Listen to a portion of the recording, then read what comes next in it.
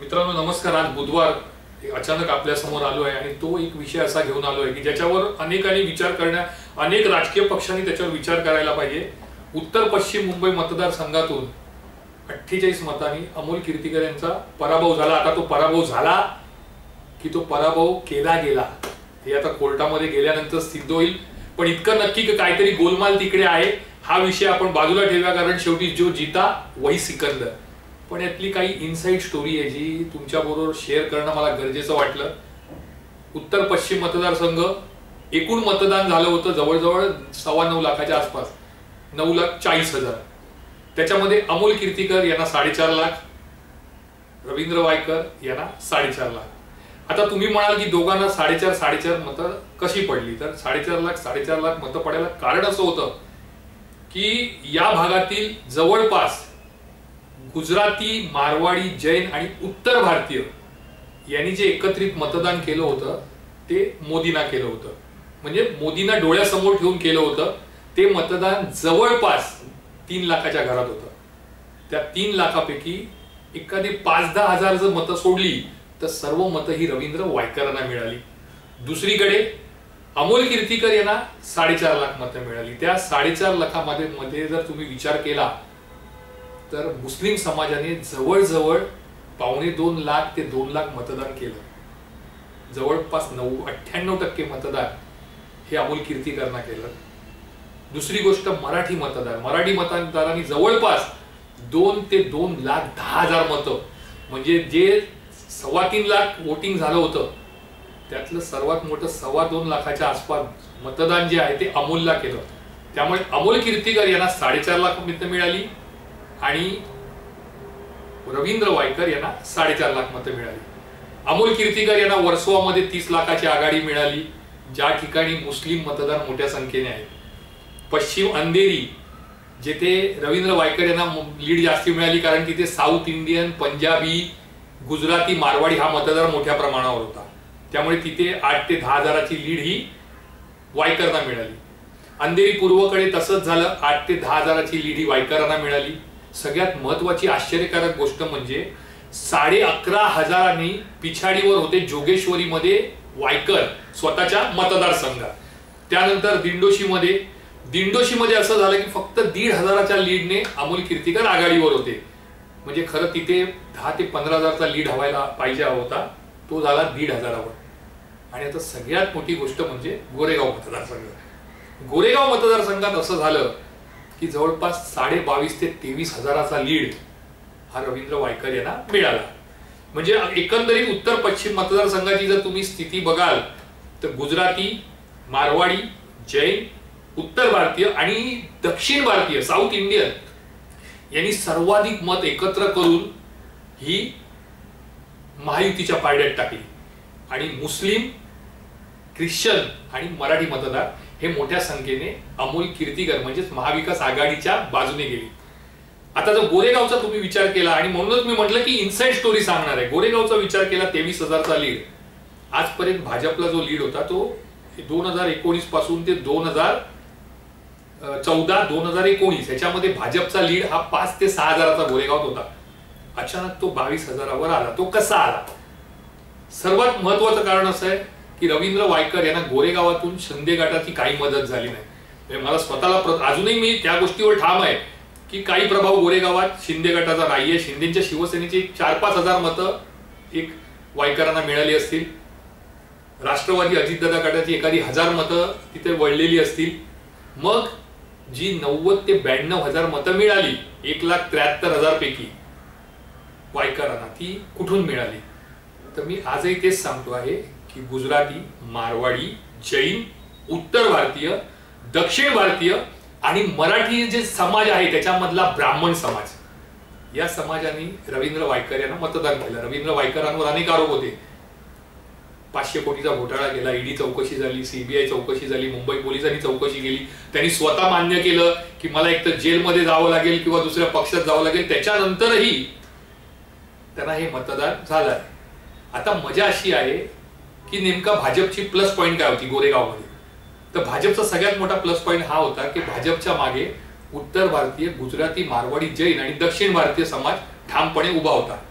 भाजपला जी 90-91,000 मतं पडली त्याच्यामध्ये जवळजवळ 60,000-65,000 मतं ही या 3 समाजाची आहे जी भाजपला पडली. छोटीशी गोष्ट सांगतो, शिवसेनेने, ठाकरे गटाने राम मंदिर येथे ते लिट्टी चोका म्हणून एक उत्तर भारतीयांचं म्हणा किंवा परप्रांतीयांचं असतं तो आयोजित केलं होतं. त्याला जवळजवळ 2,000 लोक होती. मी पण तिकडे गेलो होतो. माझे मित्र म्हणाले की अरे इतने 2-2 यूपी वाले आ गए हैं, तो अमोल कीर्तिकर को यूपी का वोट मिलेगा. मी म्हटलं नहीं मिलेगा, ये फुकट का खाना है, खाने आए हैं, ये खाएंगे और चले जाएंगे, जहां पे वोट डालना है वही डालेंगे. आणि झालंही तसंच. मित्रांनो, असं आहे की उत्तर भारतीय, गुजराती, मारवाडी आणि जैन समाज, गुजराती आणि उत्तर जैन समाजावर जो पगडा आहे, त्यांना जी सूज आहे ती मोदी नावाची आहे. ती सूज जोपर्यंत उतरणार नाही तोपर्यंत हे महायुतीलाच मतदान करणार. दुसरी गोष्ट, उत्तर भारतीय, उत्तर भारतीयाला जी सूज आहे ती कोणती आहे तर हिंदुत्वाची आहे, योगी नावाची आहे. त्यामुळे ते देखील साहजिकच भाजपला मतदान करणार. दक्षिण भारतीय आता कसं आहे की ते शिकलेले जास्ती असतात, त्यामुळे त्यांच्या डोक्यात हा असतो की मोदींनी विकास केला. मग वायकरांनी किती घोटाळे केले तरी मग ते मोदीच्या नावावर मत टाकणार. त्यानंतर गोष्ट अशी झाली की उत्तर भारतीय जे परप्रांतीय जे रस्त्यावर बसतात फेरीवाले, आज गोरेगावात 3-3.5 फेरीवाले असतील ईस्ट आणि वेस्टला, त्याच्यात 2,500 जवळजवळ उत्तर भारतीय आहेत. आणि त्यांच्यावर प्रचंड दबाव होता की तुम्ही जर मतदान केलं नाही तर तुम्हाला धंदा करू देणार नाही. हा महत्वाचा संदेश त्यांच्यापर्यंत भाजपच्या पदाधिकाऱ्यांनी, कार्यकर्त्यांनी किंवा महानगरपालिकेने पोहोचवला होता. त्यामुळे ती मतही तिथेच गेली. दुसरी गोष्ट, भाजपची महत्वाची बाजू काय होती तर गुजराती, मारवाडी, जैन यांनी 100% मतदान. जेव्हा अमोल कीर्तिकर पुढे येत होता तेव्हा अनेक गुजराती सांगत होते भाई हमने अमोल को वोट दिया है. पण त्यांना कोणी सांगू शकतं की गुजराती, मारवाडी, जैन समाज हा एकदा आदेश आला वरतून की मग पुढे मागे पाहत नाही, तो भाजपलाच मतदान करतो. आणि त्यांनी यावेळी गोरेगावात तेच केलं. त्यातच काही गुजराती बिल्डर जे SRA ची कामं करतात त्यांनी गुप्त बैठका घेतल्या झोपडपट्टीमध्ये की तुम्हाला रवींद्र वायकर यांना मतदान करायचं. अच्छा, हे बिल्डर कोण आहे की ज्यांना पोचलंय शिवसेनेच्या नेत्यांनी, पदाधिकाऱ्यांनी. या लोकांनी या बिल्डरांना पोचलंय. त्यांची दादागिरी जी चालते बिल्डरांची, मग ती 56 मध्ये असू दे, 57 मध्ये असू दे, 54 मध्ये असू दे, 51 मध्ये असू दे, हे बिल्डर जे दादागिरी करतात, 55 मध्ये असू दे, हे बिल्डर जे दादागिरी करतात हे या नेत्यांच्या जोरावर करतात. या बिल्डरांनी देखील एक संधान मानला. आता एक छोटीशी गोष्ट आणखीन सांगेन, इनसाइड स्टोरी, की एक उद्योगपती आहे गोरेगावचे, ते गुजराती आहेत, मोठे आहेत. त्यांनी बैठक घेतली बाकी व्यापाऱ्यांची, लोकांची, आणि सांगितलं की आपल्याला भाजपला पुढे करायचंय, आपल्याला मोदींचे हात बळकट करायचे. त्यामुळे साहजिकच जवळपास सर्व मतही तिथे फिरली. ही भाजपची सर्वात मोठी जमेची बाजू. त्यानंतर नगरसेवकांनी मेहनत घेतली. नाही म्हटलं तरी सगळे नगरसेवक भाजपच्या रस्त्यावर उतरले होते. आता सगळ्यात मोठी गोष्ट सांगतो तुम्हाला, भाजपला माहिती आहे की मुस्लिम मतदार आपल्याला मतदान करत नाही, त्यामुळे भाजप त्यांची कामच करत नाही. भाजपचे नगरसेवक, भाजपचे आमदार हे मुस्लिम समाजाची कामं करत नाही, मराठींचीही करत नाही. तुम्ही जर बघा, इतिहास काढून बघा तर किती लोकांना, मराठी म्हणा किंवा मुस्लिम म्हणा, बेरोजगार आहेत, त्यांना रोजगार दिला, त्यांना मदत केली, त्यांना बांधकाम करताना फुकट बांधकाम करायला मदत केली, अशी मला माणसं दाखवा. तर ती नाहीये. आता येऊया आपण ठाकरे गटाकडे की तिथे काय चुकलं. Inside story. सगळ्यात पहिली, ठाकरे गटाचे काही पदाधिकारी आणि नेते हे हवेत होते. त्यांना असं वाटत होतं की नाही, आपल्याला आपल्या विभागातून मोठं मतदान होणार, आपल्याला मुस्लिम आणि मराठी तर देणार, पण आपल्या विभागातले उत्तर भारतीय पण आपल्याला देणार, दक्षिण भारतीय पण आपल्याला देणार. आपल्याला त्यांनी प्रॉमिस केलंही नसतं. मतदारांना काय मतदान करायचंय तो शेवटपर्यंत तो सांगत नसतो. तो नेहमी खोटं सांगतो. तुम्ही समोर दिसला की तुम्हाला हात असा करतो. आता छोटं तुम्हाला असे उदाहरण देतो की शिवसेनेच्या शाखेमध्ये सर्वाधिक कामं घेऊन येणारे गुजराती आणि मारवाडी असतात की आमच्या दुकानाला त्रास देतात, आम्हाला हा प्रॉब्लेम होतो, अँब्युलन्स पाहिजे, हे लोक शिवसेनेला फोन करतात. डॉक्टरांकडे बिल कमी करायचं असतं, हे लोक शिवसेनेला फोन करतात. पण जेव्हा मतदान करायची वेळ येते तेव्हा हे मोदीकडे सरकतात. हे अजून शिवसेनेला कळलेलं नाही. हा धडा घेणं गरजेचं आहे. आज तुम्ही 22-23 हजार मतांनी पिछाडीवर आहात.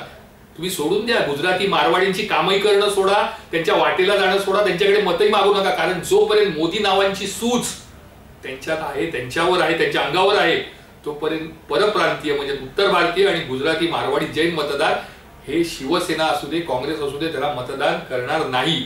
त्यामुळे ते करण्यापेक्षा जास्तीत जास्त मराठी माणूस कसा उतरेल, कारण गोरेगावामध्ये ठाकरे गटाला जी 68-67 हजार मतं मिळाली आहेत त्याच्यात जवळपास 40 ते 45 हजार मतं ही मराठी आहेत.